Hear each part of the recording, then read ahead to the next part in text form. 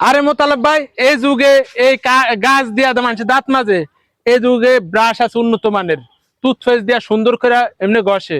এই সামান্য কাঠ দিয়া দাঁত মাজলে তো আপনার দাঁতে সমস্যা হতে পারে, রক্ত বাড়িতে পারে। এই যে কইলেন ব্যারাস দিয়া দাঁত মাজতো, কত দামি ব্যারাস, দামি ব্যারাসের দ্বারে এইটা কি মনে করছেন আপনি? এইটা হইলো আমার নবীর সুন্নত। নবীর সুন্নত? হ্যাঁ, নবীর সুন্নত। নবী মেসক করছে, আমরা মেসক করতেছি। আমরা মেসকের ফজিলত জানেন? আরে ভাই, সেটা তো নবীর যুগে তো ব্রাশ ছিল না, হ্যাঁ, আধুনিক প্রযুক্তি ছিল না, এই জন্য তারা এটা দিয়ে ব্রাশ করছে।